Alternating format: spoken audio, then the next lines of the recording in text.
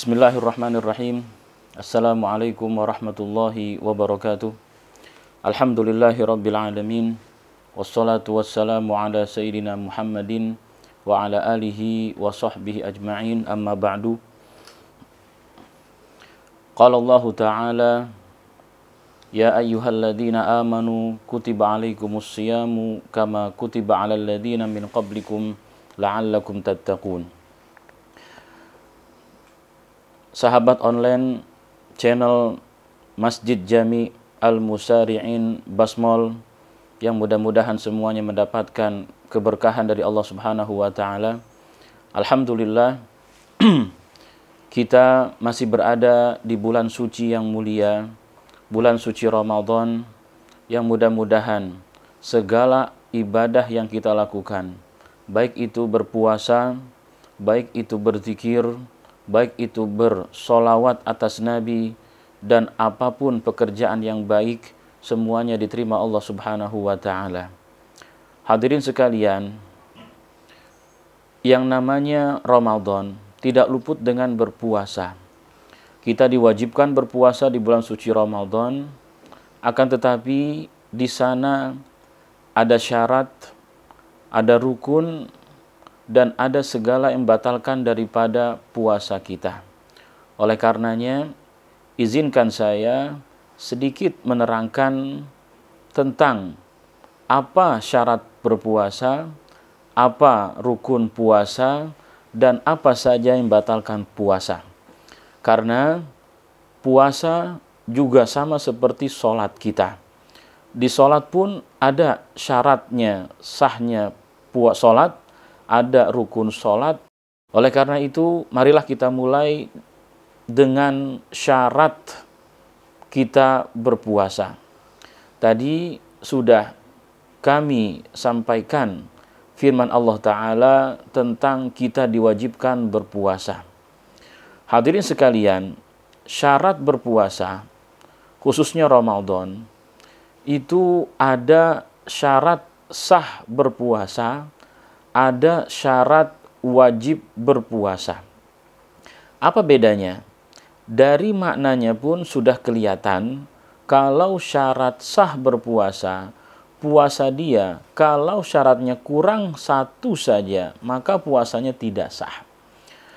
Kalau wajib bagaimana? Syarat wajib berpuasa menandakan bahwasanya dia, kalau syaratnya kurang, maka dia tidak wajib berpuasa.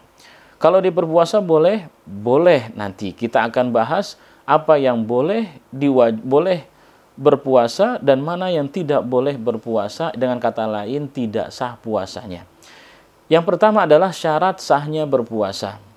Sebagian ulama kita atau di madhab Imam Syafi'i, syarat sahnya puasa ada 4 macam. Lalu sebelum kita beranjak dengan syarat apa saja sahnya berpuasa, syarat itu harus ada dari awal sampai akhir. Inilah perbedaan antara syarat dengan rukun. Kalau rukun hanya di waktu atau zaman rukun itu sendiri.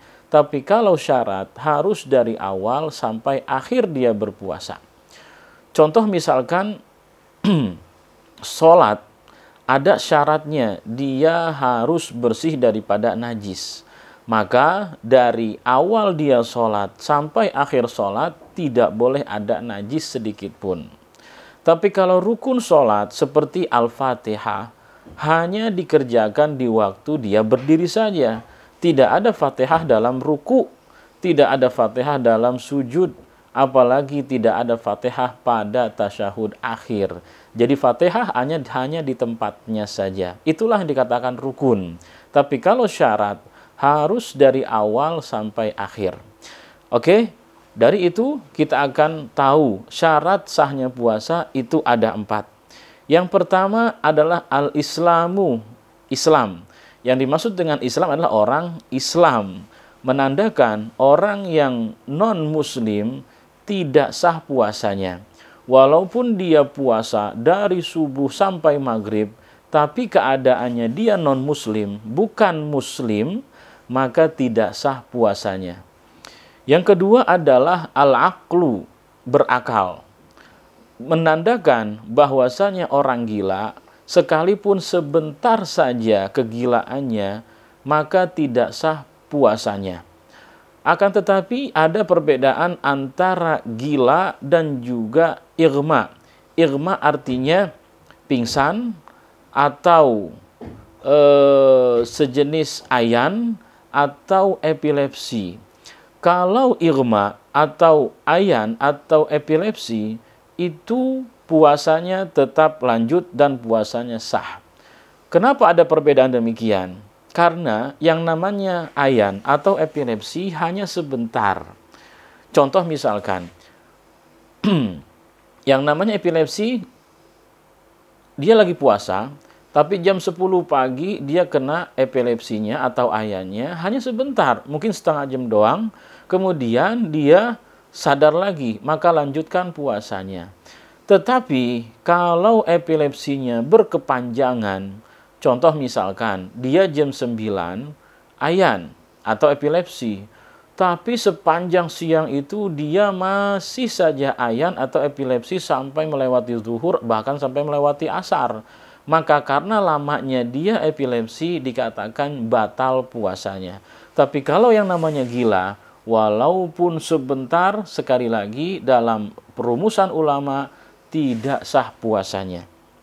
Mudah-mudahan kita selalu diberikan kebaikan, selalu diberikan akal sehat, jauh daripada kegilaan dan juga epilepsi. Mudah-mudahan Allah berikan selalu kesehatan. Yang ketiga adalah an-naqa'u minal haidhi wan nifasi. Syarat sah yang ketiga, syarat sah puasa yang ketiga adalah bersih daripada haid dan nifas. Selama dia berpuasa tidak ada haid dan nifas.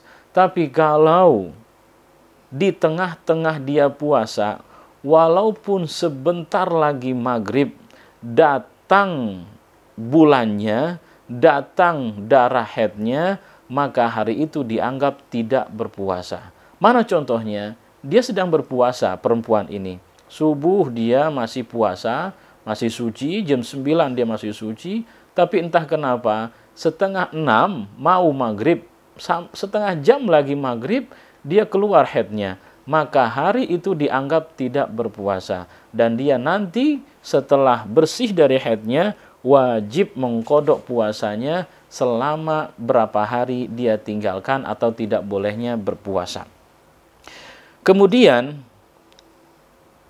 yang keempat adalah dia punya ilmu. Al-ilmu yakunu bikaunil waqti qabilan lis-shaumi. Dia memiliki ilmu bahwasanya itu kewajiban dia berpuasa. Itu dia sedang melaksanakan puasa.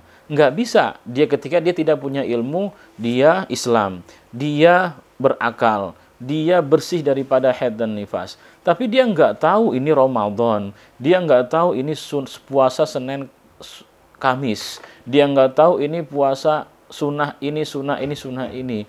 Maka di situ karena ketidaktahuan dia, maka dikatakan tidak sah puasanya. Oleh karena itu pentingnya mengaji, pentingnya kita mencari ilmu. Ini loh namanya puasa Ramadan. Ini loh, ini puasa Senin Kamis dan puasa-puasa lainnya. Itulah syarat sahnya berpuasa. Kemudian ada syarat wajibnya berpuasa. Sekali lagi saya ingatkan, kalau syarat sahnya puasa, kalau satu saja kurang syarat yang tadi kami sebutkan, maka tidak sah puasanya. Yang kedua ini adalah syarat wajib berpuasa. Kalau satu syarat aja dia tidak cukupi, maka tidak wajib berpuasa. Tapi ada yang mirip dengan sahnya. Kalau ada yang mirip dengan sahnya, maka otomatis dia tidak sah puasanya. Yang pertama kita sebutkan ada syarat wajib berpuasa adalah al-islamu, Islam. Apa Islam di sini? Ya orang Islam. Jadi wajib berpuasa bagi orang Islam. Tidak wajib berpuasa untuk non-muslim. Itu yang pertama. Yang kedua, ada syarat wajibnya berpuasa, atau yang kedua di sini adalah at-taklifu, berakal dan juga baligh. taklif atau mukallaf adalah akil balik. Akil artinya dia berakal, balik berarti dia sudah dewasa. Artinya dewasa ini dia sudah balik. Contoh misalkan dia sudah berumur 15 atau yang laki-laki sudah mimpi basah dan perempuan sudah keluar haidnya. Menandakan itu adalah dia sudah balik. Ketika dia sudah balik, wajib dia berpuasa. Lalu bagaimana kalau anak kecil? Wajibkah dia berpuasa? Dia tidak wajib berpuasa. Hanya bagi orang tua yang di sana, yang mendengarkan suara saya di sini, orang tua wajib memperlakukan anaknya yang ingin berpuasa seperti sholat. Maksudnya apa? Sholat, orang tua wajib mengajarkan atau memberitahu kepada anaknya ketika anaknya berumur 7 tahun bahwasanya sholat 5 waktu wajib. Walaupun anak ini tidak mengerjakannya karena sekali lagi anak kecil belum wajib sholat dan juga belum wajib berpuasa. Artinya di sini orang tua dikatakan wajib, maka orang tua berdosa ketika tidak memberitahu anaknya yang berumur 7 tahun wajibnya puasa dan wajibnya sholat. Lalu ketika berumur 10 tahun bagaimana? Dan itu sekali lagi belum balik. Maka orang tua wajib memukul, artinya memukul di sini, memukul secara adab. Apakah itu cubit, apakah itu dengan pukulan yang ringan, agar anak ini kalau enggak sholat atau kalau enggak berpuasa, dia dipukul atau dicubit dan lain seterusnya dengan adabnya. Jangan yang berat-berat, jangan pakai suatu yang berat seperti pisau, ya ini bahaya, atau pakai linggis apalagi jangan. Tapi yang ringan-ringan saja seperti dia memukul anaknya dengan adab pakai pensil atau pakai tangan sentil dan seterusnya yang ringan agar yang namanya anak tahu, wah saya dipukul, saya dicubit, menandakan bahwasanya ada perkara yang harus saya lakukan ketika nanti sudah balik. Kalau dia tidak melakukannya boleh gak? Ya nggak apa-apa, yang penting orang tua sudah melaksanakannya. Agar kenapa? Agar dia ketika sudah balik, dia tidak meremehkan perintah Allah Subhanahu wa Ta'ala yang namanya sholat, yang namanya puasa, dan kewajiban-kewajiban lainnya. Makanya khawatir ketika dari kecil dia tidak dilatih dengan puasa, dia tidak dilatih dengan sholat. Khawatir ketika dia sudah balik, dia sering melanggar kewajiban-kewajiban Allah Subhanahu wa Ta'ala. Oleh karena itu, biarkanlah anak kita yang berumur masih kecil, belum balik, nggak kenapa-kenapa ketika dia puasanya hanya sampai zuhur saja, atau sampai jam 10 saja, atau sampai jam 2 saja, agar melatih anak ini ketika sudah balik harus dia berpuasa dari subuh sampai maghrib. Oleh karena itu yang sudah dewasa nggak boleh yang namanya puasa sampai zuhur, tidak boleh puasa sampai asar, harus puasanya dari subuh sampai maghrib, dan karena orang dewasa berbeda dengan anak kecil. Jadi itulah yang perlu kita sampaikan kepada orang tua. Sekali lagi wajib hukumnya orang tua memerintahkan anaknya untuk sholat, untuk puasa, sekalipun anak kecil ini tidak melakukannya karena belum balik, tapi untuk latihan mereka. Kemudian syarat wajib puasa berikutnya adalah al-itaqatu, mampu dia berpuasa. Menandakan kalau dia tidak mampu berpuasa, maka tidak wajib dia berpuasa. Mana contohnya? Ada orang tua yang tua sekali, dia kalau berpuasa bisa mengakibatkan sakit, bahkan bisa mengakibatkan kematiannya. Oleh karena itu, orang yang sudah sangat tua, dia tidak mampu berpuasa, maka tidak wajib dia berpuasa. Itulah indahnya Islam, itulah rahmatnya Islam, tidak memberatkan umat Islam. Apabila tidak mampu berpuasa, jangan dipaksakan untuk berpuasa. Khusus untuk siapa ini? Untuk orang tua yang benar-benar tidak mampu berpuasa karena tuanya, dan juga orang sakit yang tidak ketahuan apakah dia bisa sembuh atau tidak. menandakan bahwasanya orang sakit yang tidak ada harapan untuk sembuhnya tidak wajib berpuasa dan tidak ada qada berpuasa, melainkan dia hanya membayar fidyah saja setiap harinya 1 mud. Anggap saja 1 mud itu 1 liter. Berarti kalau 30 hari orang tua yang sangat tua ini atau orang sakit yang tidak ada harapan sembuhnya, 1 harinya 1 liter. 30 hari berarti 30 liter beras yang harus diberikan kepada fakir miskin ataupun lainnya. Lalu siapa lagi yang tidak mampu?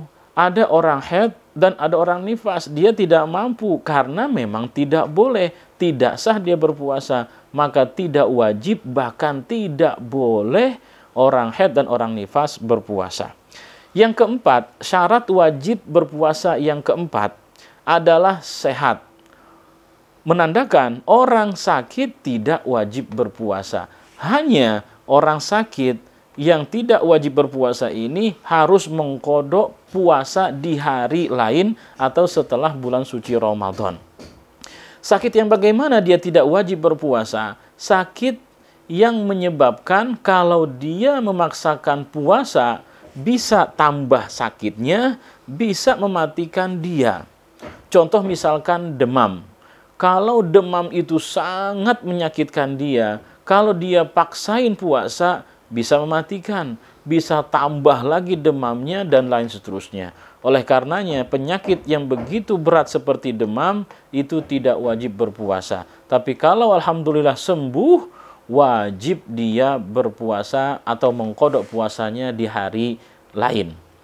Bagaimana kalau sakitnya yang biasa? Sakit yang biasa, wajib dia berpuasa. Contoh sakit-sakit yang ringan, seperti sakit gigi atau sakit luka di tangannya, itu memang namanya sakit. Tapi sakit yang ringan sekali lagi wajib dia berpuasa.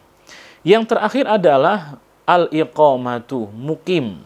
Nah, di sini Allah Subhanahu wa taala memberikan keringanan, memberikan dispensasi kepada orang yang musafir tidak wajib berpuasa.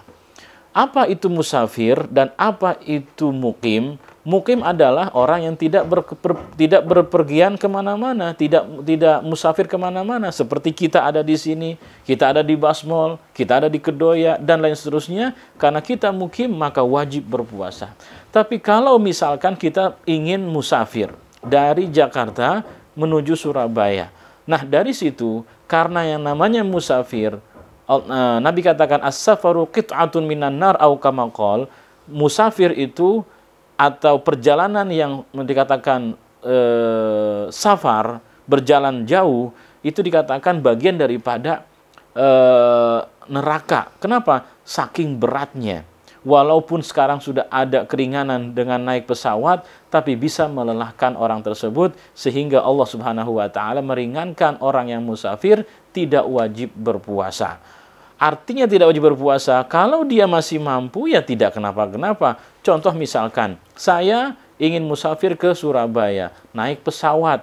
Karena saya musafir dikatakan saya tidak wajib berpuasa. Tapi saya alhamdulillah masih bisa berpuasa. Maka tidak kenapa-kenapa, saya pun berpuasa ketika dalam perjalanan saya dari Jakarta menuju Surabaya. Tetapi perlu diingat, ada syaratnya. Kapan musafir itu dikatakan tidak wajib berpuasa? Kapan? Ketika dia berangkat untuk keluar dari rumahnya sebelum subuh. Kalau dia sudah lewat subuh, contoh misalkan saya ingin musafir ke Surabaya, tapi sudah jam 8 pagi. Oleh karena itu, maka hari itu saya wajib berpuasa karena saya berangkatnya sudah lewat subuh. Hari itu saja, tapi besoknya saya boleh tidak berpuasa karena sedang musafir. Tapi kalau saya musafirnya sebelum subuh, saya mau berangkat jam 3 menuju Surabaya, maka setelah subuh saya pun tidak wajib berpuasa karena sudah jalan atau sudah melaksanakan perjalanannya menuju Surabaya yang dikatakan sedang musafir. Itulah yang dikatakan ada keringanan dari Allah Subhanahu wa taala bagi orang musafir tidak wajib berpuasa hanya setelah karena dia meninggalkan puasa karena tidak wajib berpuasa tapi tetap dia memiliki tanggungan atau memiliki kodok setelah bulan Ramadan berapa hari dia musafir sampai dia tidak puasa 5 hari misalkan, maka nanti setelah Ramadan dia wajib mengkodok puasanya yang 5 hari pernah dia tinggalkan. Itulah seputar daripada syarat sahnya berpuasa dan syarat wajibnya berpuasa yang mudah-mudahan jamaah sekalian, para hadirin, para sahabat online channel Masjid Jami Al-Musyari ini bisa lebih faham, yang mudah-mudahan Allah Subhanahu wa taala menerima segala amal baik kita dan kita pun bisa mengerti apa syarat-syarat daripada berpuasa. Setelah syarat-syarat kita sudah menguasai dan kita fahami, barulah ada yang namanya rukun puasa. Rukun puasa itu sama seperti yang sunnah ataupun yang wajib. Hanya nanti ada sedikit perbedaan antara waktunya niat. Oke, langsung saja. Rukun harus dikerjakan. Kalau tidak dikerjakan, maka puasanya tidak sah. Yang berhati-hati ketika puasanya nggak sah, sama aja dia tidak berpuasa, berarti dia tidak menjalankan perintah Allah, berarti dia disiksa Allah Subhanahu wa taala. Layaknya rukun sholat, ketika rukun sholat dia tinggalkan, walaupun hanya satu rukun saja dia tinggalkan, maka sholatnya tidak sah, sama saja dia tidak sholat, sama saja dia pun mendapatkan siksa dari Allah Subhanahu wa taala. Yang sekali lagi kita harapkan kita mengerti rukun sholat, kita mengerti rukun puasa, yang mudah-mudahan sekali lagi amal kita diterima Allah Subhanahu wa taala. Rukun puasa itu ada 2. Gampang, 2 doang. Yang pertama adalah niat, yang kedua adalah meninggalkan segala yang membatalkan puasa atau yang membatalkan puasa, yang insya Allah kita akan mengetahui di episode atau di waktu yang lain. Tapi kita fokus kepada rukun puasa dulu. Rukun puasa tadi ada 2. Ada yang namanya niat dan ada yang namanya meninggalkan segala yang membatalkan puasa. Yang pertama adalah niat. Niat adanya di dalam hati. Tapi kalau ingin diucapkan itu tidak kenapa-kenapa dan itu hukumnya sunnah. Kenapa sunnah? Karena niat di dalam lafaznya itu membantu dia niat di dalam hati. Kalau dia tidak niat di mulutnya boleh gak? Boleh, asalkan dia niat di dalam hati. Itulah yang namanya niat. Sekali lagi, niat fokus di dalam hati, tapi sunnah dan boleh diucapkan di mulut kita, di lisan kita. Dan biasanya yang namanya niat, khususnya Ramadan, kita harus dilaksanakan di malam hari. Apa niatnya untuk puasa Ramadan? Niatnya adalah singkat. Boleh pakai bahasa Arab, boleh pakai bahasa Indonesia, boleh pakai bahasa antum. Misalkan antum orang Madura, silahkan pakai bahasa Madura. Orang Betawi, silahkan pakai bahasa Betawi. Bahasa Jawa, silahkan pakai bahasa Jawa. Yang penting dia niat.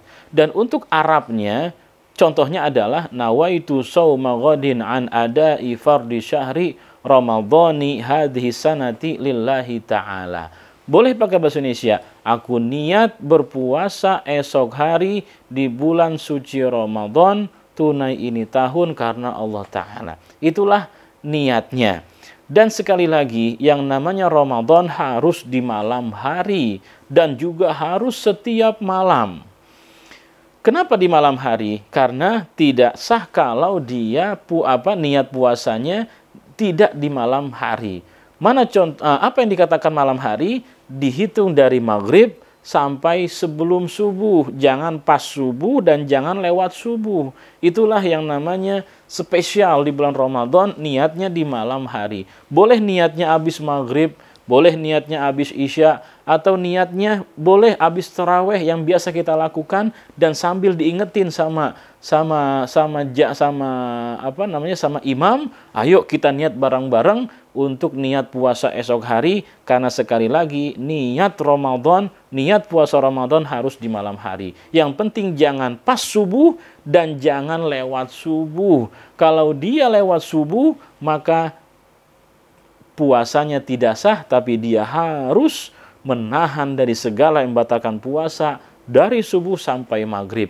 Memang capek-capekin, tapi itulah akibatnya gara-gara dia tidak niat di malam hari. Tapi alhamdulillah, ada hukum yang mustahab di madhab kita dan ada hukum di madhab Imam Malik. Artinya apa? Dibolehkan bagi orang yang berpuasa Ramadan sebulan penuh walaupun dia niatnya di malam pertama saja. Mana contohnya? Saya niat puasa sebulan penuh di Ramadan di tahun ini. Dan itu pun disunahkan atau mustahab di madhab kita untuk diniatkan untuk sebulan penuh. Agar kenapa? Agar di hari-hari berikutnya kalau kita lupa niat, maka puasa kita sudah dianggap sah karena sudah berpuasa sudah niat untuk sebulan penuh. Yang terakhir adalah sebelum yang terakhir, untuk puasa sunnah bebas. Dia boleh malam hari dan juga boleh pagi hari. Yang penting jangan sebelum zuhur. Contoh dia ingin puasa Senin Kamis, itu hukumnya sunnah. Kalau dia malamnya dia tidak niat, boleh di pagi hari dan juga boleh jam 10, boleh di jam 11, yang penting sebelum zuhur. Itu niatnya. Akan tetapi, walaupun dia niatnya di pagi hari, tapi tidak ada yang dia makan, tidak ada yang dia minum setelah subuh. Mana contohnya? Kalau dia ingin puasa Senin Kamis, dia niatnya jam 9. Boleh gak? Boleh. Asal sebelum jam 9, dari subuh sampai jam 9, dia belum makan apa-apa. Tapi kalau dia jam 7 sudah makan nasi goreng, jam 8 dia sudah ngopi, jam 9 dia baru niat puasa Senin Kamis, maka puasanya tidak sah. Karena sudah memakan sesuatu, minum sesuatu yang dikatakan hari itu dia dianggap tidak berpuasa, yaitu puasa sunnah. Lalu bagaimana kalau lupa di bulan Ramadan dia makan, atau dia lupa di puasa Senin Kamis dia makan? Kalau lupa itu Allah Subhanahu wa taala menganggap lanjutkan puasanya, karena orang yang lupa itu dilanjutkan puasanya dan Allah lah yang memberikan makan, Allah yang memberikan minum ketika dia lupa, dan sekali lagi tidak kenapa-kenapa. Yang kedua, dan ini yang penting, apa itu? Menjauhkan segala yang membatalkan puasa. Dan ini sebenarnya akan kita bahas daripada segala yang membatalkan puasa. Tapi tidak kenapa-kenapa, kita berikan rumus saja. Yang rukun kedua daripada puasa adalah jangan kita memasukkan sesuatu atau jangan kita mendekati segala yang membatalkan puasa, yang insya Allah kita akan jelaskan di episode berikutnya tentang segala yang membatalkan puasa. Wallahu ta'ala alam. Mudah-mudahan apa yang tadi antum dengar, khususnya pribadi buat Al-Faqir, bisa difahami dan diberikan kemudahan dari Allah Subhanahu wa taala sehingga amal-amal kita diterima Allah Subhanahu wa taala. Amin ya rabbal alamin. Wal afu minkum. Wassalamualaikum warahmatullahi wabarakatuh.